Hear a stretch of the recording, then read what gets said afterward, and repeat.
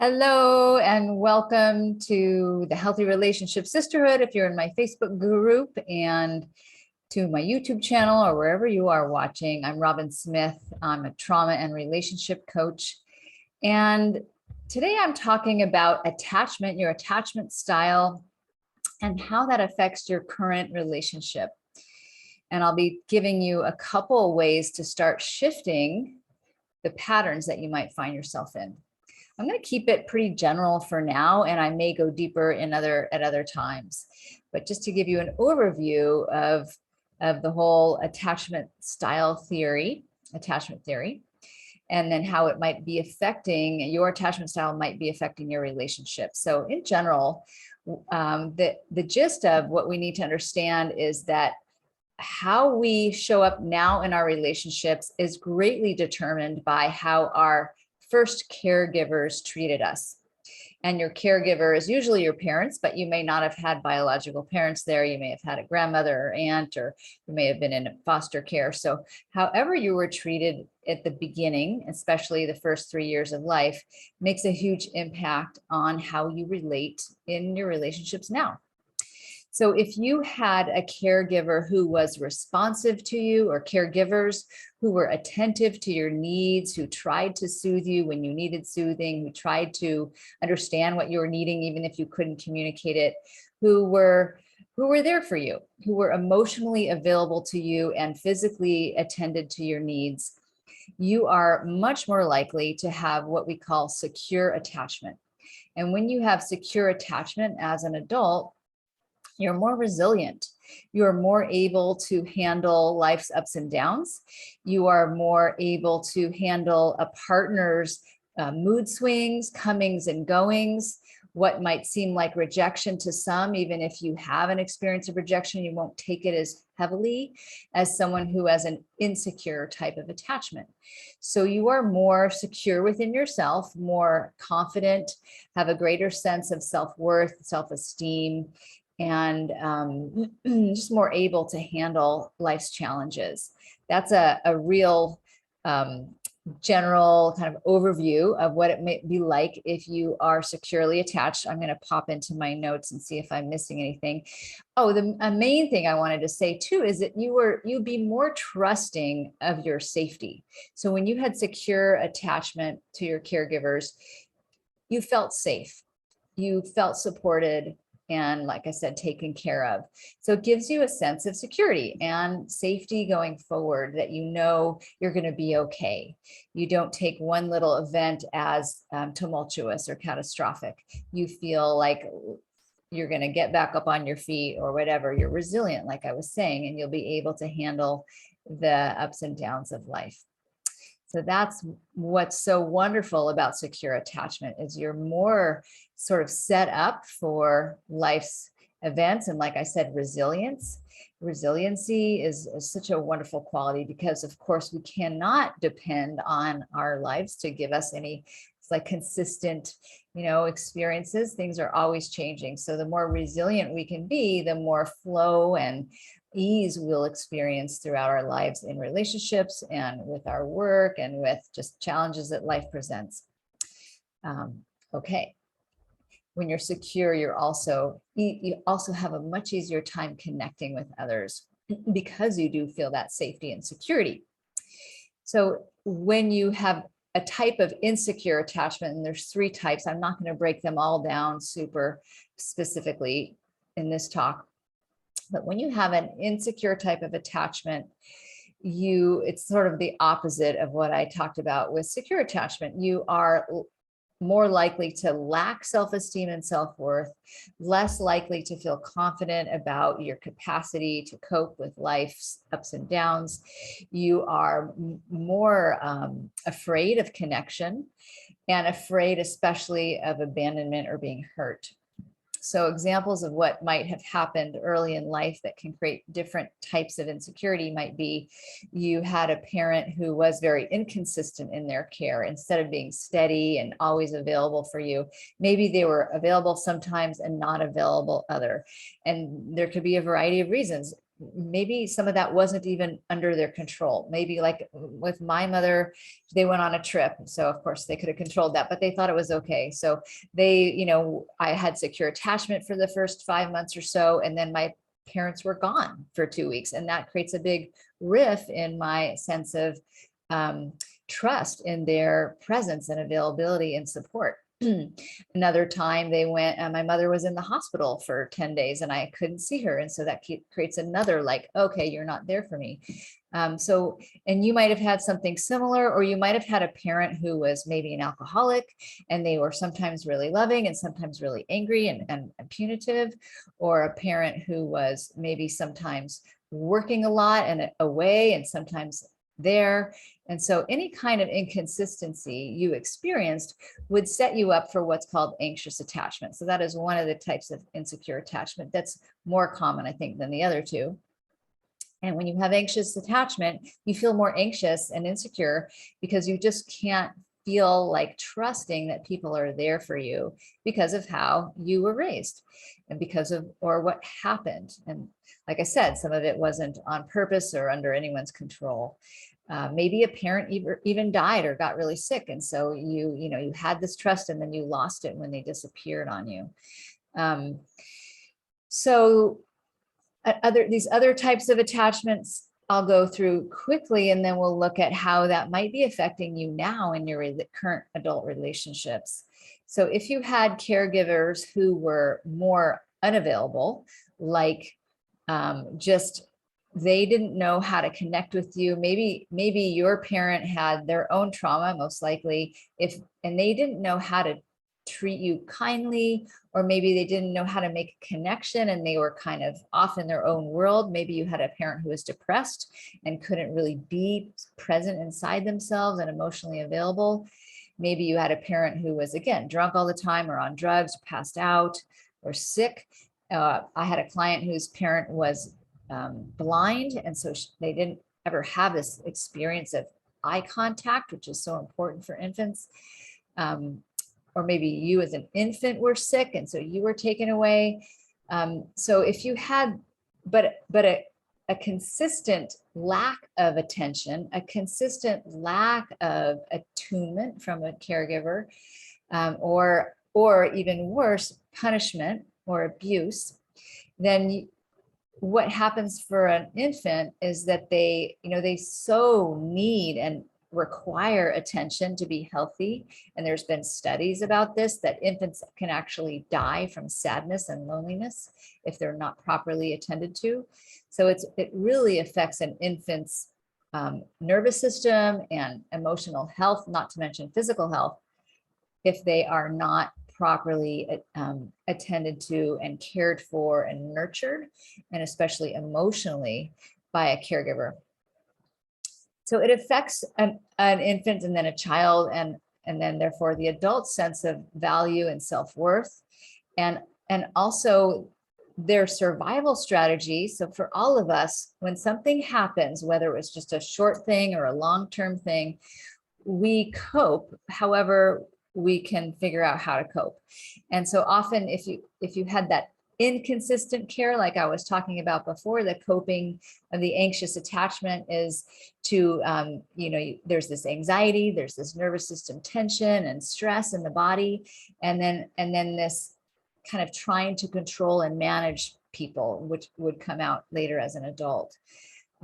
If you had this lack of attention, you're more likely to shut down and sort of in your mind believe, I'm not even here. People don't see me. I'm not worthy of anybody's attention. I'm not worthy of love or care. And it's because it's so painful to feel that, it's just safer to pull away from life, to pull away from people, to turn away, and to not need people.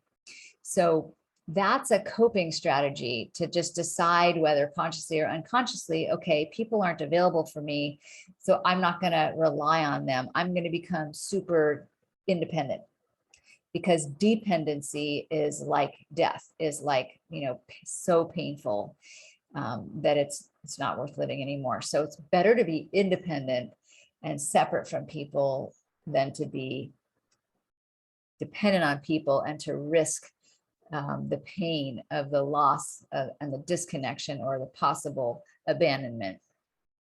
So hopefully you're following that. I'm trying to do a kind of an overview and keep it brief. And many of you may have heard about me talk about these things before.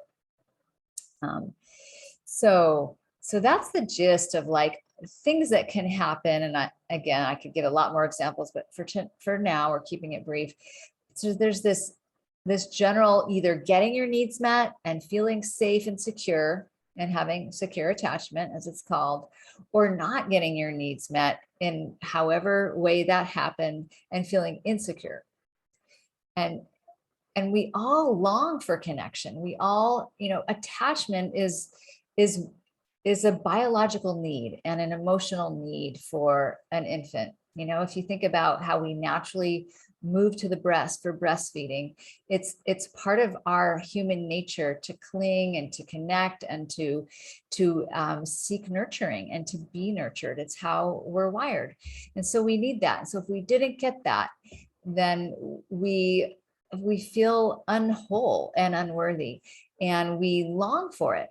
And all of us long for intimacy and connection, even if consciously you think, nope, I'm not into that. I don't need that. I'm going to bet 99.9% or 100% of you actually do want it, even if it's not very conscious for you. So we can long for intimacy and be so terrified of it that we keep it away because it's too scary. So put a yes in the comment if any of this resonates for you, and feel free to name your attachment style if you know what it is.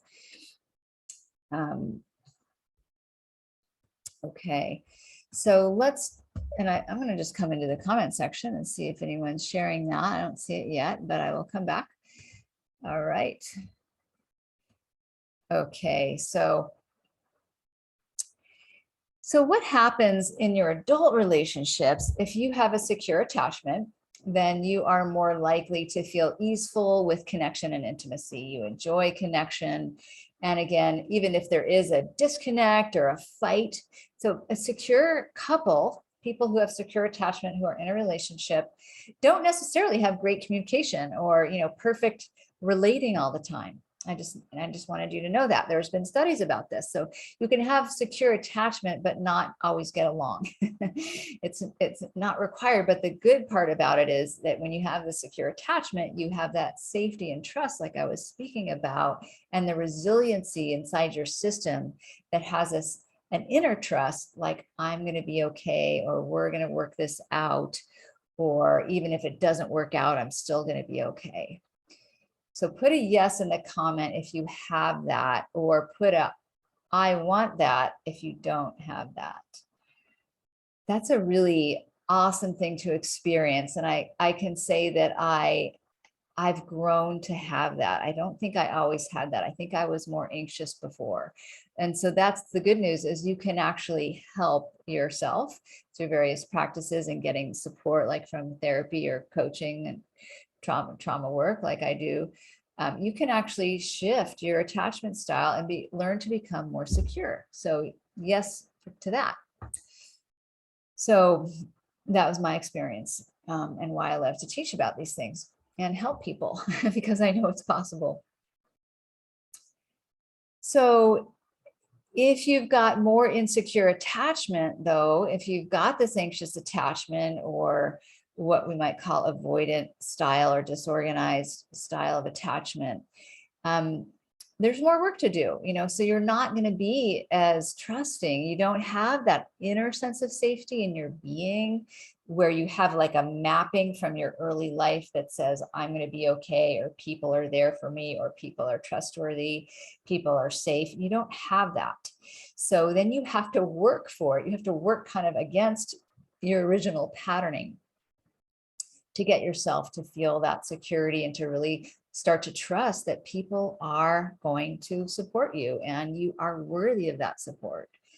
And you don't have to shut down or walk away. And even if someone does reject you sometimes, because people reject people and people judge people and people act out and say, mean stuff sometimes, But even if that stuff happens, you can learn to rebound, right? That's what resiliency is about. You can learn to get back on your feet and not take it so personally, and trust that, you know, you'll find your way either with that person or you'll move on to somebody else. So if you don't do your work, you're going to likely find yourself in a lot of drama in your relationship. So I want to talk about that for a moment. So what that might look like is maybe you don't have or have never had a long-term relationship more than a year or two, or for some people it's more than a few months. You go from one relationship to another. You find yourself in these patterns where if you're the anxious type, you might find that you have the pattern of feeling like people don't care for you, people are not trustworthy, people are rejecting you, people abandon you, people don't care for you as much as you care for them. You know how to give and take care of other people's needs, but they don't know how to take care of yours. And so you don't let them in as much as you could because you're afraid of rejection or abandonment. So that might be your style, and you can put anxious in the chat or in the comment section if you're watching live or on the replay, if you know that's what happens for you. And maybe you find yourself really overreacting to little things, or what later seem like little things, but in the moment feel really big, like you didn't call me back, how could you? Or someone not responding to your text for hours and hours, and you get really upset, and maybe you start feeling suspicious and you're tracking them on Instagram or Facebook, and what are they doing? And maybe you think they're going to cheat on you, or maybe you get really jealous when you see them with somebody else. So those are all signs of this insecurity internally, and this feeling of low self-worth, where you don't feel like you're worthy of somebody who just really loves and cares for you. And so you might even attract people who are not trustworthy, who don't put you first, to kind of keep the pattern going. It's a very unconscious thing that many people do. And so please don't self-judge now and give yourself a hard time if you're in this pattern, because it comes naturally, it comes because of your upbringing, and you just need the awareness to start to get yourself out of it. So you might be on the other side of that pattern. You might have a partner who's really kind of clingy and feels needy and always wants to talk about their emotions, and is blaming you for not being available enough and for walking away or shutting down or being silent. And you might be that person, who does shut down, or who is silent, who doesn't want to talk, who isn't available emotionally, who thinks emotions are for sissies, and you like being independent and like, you know, just doing the business of relationship and not going deep feels safer to you. And so that might be a sign that you're more of the avoidant type, where you live more on the surface in your relationships, and intimacy is too scary. And so but you kind of want it. And so you have this kind of push-pull with it.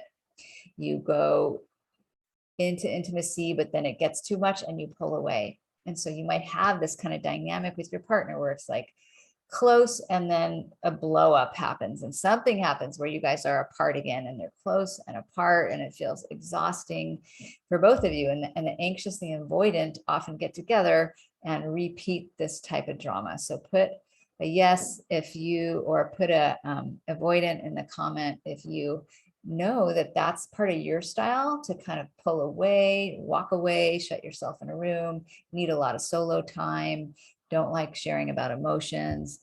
And then your partner's often complaining about that, or maybe other people in your life. They want to be intimate with you, but intimacy feels scary for you. So those are some examples of what may happen in your relationships, in your adult relationships, when you have an insecure type of attachment. And I also shared what might happen if you have secure attachment.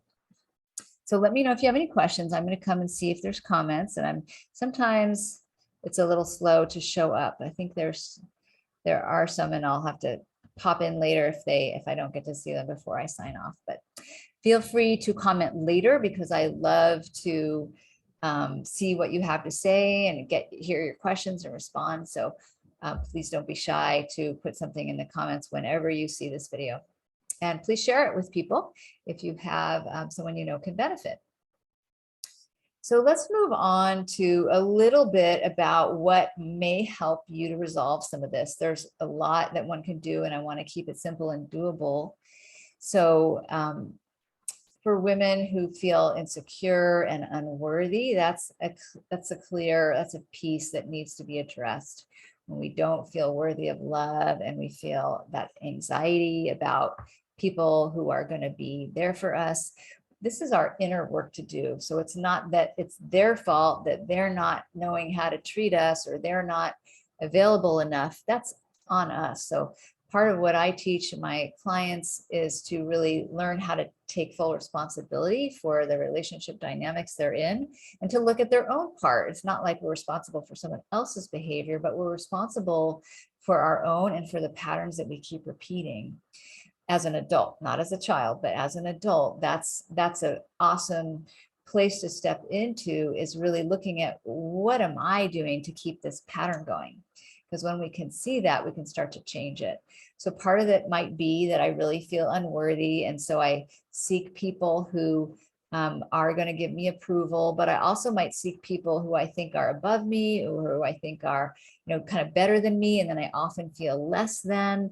Or I seek people who are unavailable emotionally, and then it kind of reinforces my feeling that people aren't available for me, like that. Or I seek people unconsciously who cheat. That's another kind of unavailability. And then I get to feel like, see, I'm not worthy of commitment. So if you're in those kind of patterns, it's on you. You get to start looking at how can I shift that? Because then you get your power back, right? Then it's not what they're doing to you, it's what you can do to change the pattern. So put a yes, I want to empower myself if that's, something you need to work on.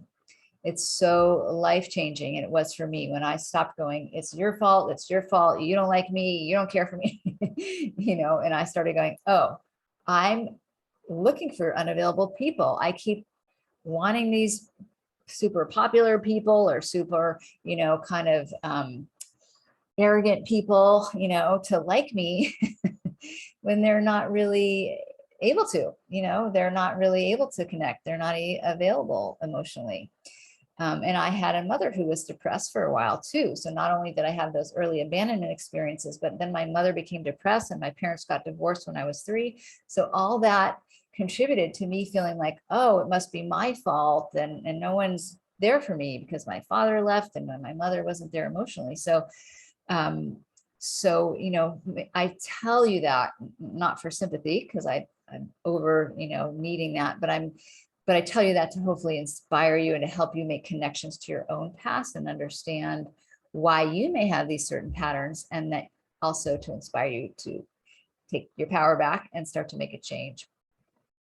So another thing that you can do is, instead of, again, pointing the finger, I work with a lot of couples who do a lot of arguing. It's your fault, you did this, you did that. Or who think it's communication. It's what you said. It's, you didn't say it right. And of course, communication has its effect, but what we really need to look at is what is so triggering about that, right? What is it that gets you so upset when your partner's in a bad mood, or when your partner, is going on a trip, or when your partner doesn't know how to really listen to you? What is the hardest part about that? And that's where, again, it's about your stuff. That trigger is yours alone. And it's usually triggering this old attachment wound about something that happened to you, where it really, what you made that mean is something like, I'm not worthy, or people don't like me, or I'm not lovable. And so that's where the real work is when we get into our adult relationships, is really unpacking not just the communication style, but the wounds that are there that are triggering the communication, that not so healthy or effective communication patterns from both parties. So we trigger each other, right? And that's where we get into a pattern. We trigger each other's wounds. We find people who know how to do that so well. And then we can learn and grow from that, or we can just get stuck in it. So my hope for you is that you learn how to grow from this by doing the inner work to become self-empowered, to do your self-inquiry about your own patterns. And also, I'm going to give you one more thing that you can do, which is, and it takes some trust and some building of safety to do this, but to start to allow yourself to be a little more vulnerable and a little more tuned into your actual emotions. And I'm not teaching that here, and I can't teach you all how to do that right now, but I do work with that with my clients. So when you know what you're feeling emotionally, instead of you didn't say that right, or you shouldn't be doing that thing, you know, but when you really tap into that of true emotion that's at the core of the issue that's being triggered by someone else's behavior, perhaps, and you speak to that, then you're getting more to the core of the issue, right? You're letting someone into your vulnerability, your truth, and there's no more arguing there because that's your experience. And you can also be met at a deeper level and be more likely to be heard and understood than if you do the criticism or blaming, attacking, and judging thing. So there's a few tips for you. We had you work on your self-empowerment and do your self-inquiry, own your pattern, and also speak your true feelings as best you can without blame and criticism. There's more to this, and I do have some availability in my schedule. I love working with individuals and couples who are struggling in these ways because I know I can get you to a better place, help you get to a better place. So if you'd like to grab a relationship breakthrough session with me, it's an opportunity to sit down one-on-one. I have a couple spots open right now on my calendar for individual sessions and one spot left in my group. And the group, I can tell you about that and see what you're interested in, but both of them are awesome opportunities to do this inner work, to unpack what's in the way of you being able to, you know, feel more ease and safe and kind of even keeled emotionally and resilient, like we've been talking about. So you're more trusting in yourself and in relationships and in intimacy and in life in general. So grab a spot on my calendar for a relationship breakthrough session. I'll put the link there in a moment if you're watching live. And we'll have about a half hour together to look at where you're stuck or struggling and where you want to be. And I'll lay out a little plan for you on what I think you need to do to get to where you want to be. And if you do want to work together further, we can certainly talk about that. So it's an awesome opportunity to get my eyes on your situation and get a little free support, totally free. So click that link to grab a relationship breakthrough session. I'm putting that link in here right now for you. Oops, I forgot to grab it earlier. So here you go. Where do I go? Oh yeah. Thanks for your patience. Here you go. Did that work? No. There we go. Okay, so I did open up a handful of spots on my calendar. So grab one. There's not a ton. I'm going to travel again soon. So grab a spot so we can connect. And I'm seeing the comments now. Hello. Thanks for being here. I'm not going to name you, so you can be anonymous if you want to. My partners have been avoidant. I'm not avoidant by choice. Right.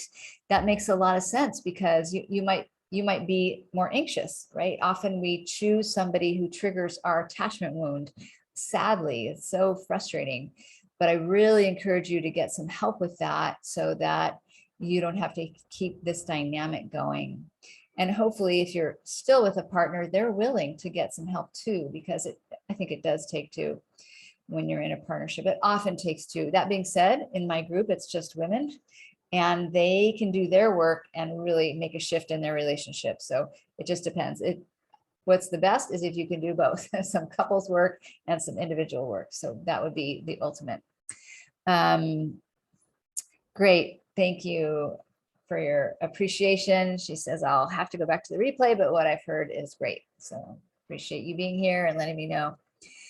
Okay, everyone. Well, I appreciate all of you being here, whether you're watching now or watching the replay. Again, you can put #replay. Let me know your thoughts. Go ahead and answer my questions in the video and feel free to ask a question. And again, if you'd like more individual support from me to get a little plan for how you can move forward, or if you'd like to work together more deeply and actually make some progress on this pattern you're in, then click that link for the relationship breakthrough session. And I'd be honored to sit down with you and support you and come up with a plan for you for what are your best next steps to start healing and unwinding the patterns. All right, thanks for being here and much love to you. Bye-bye for now.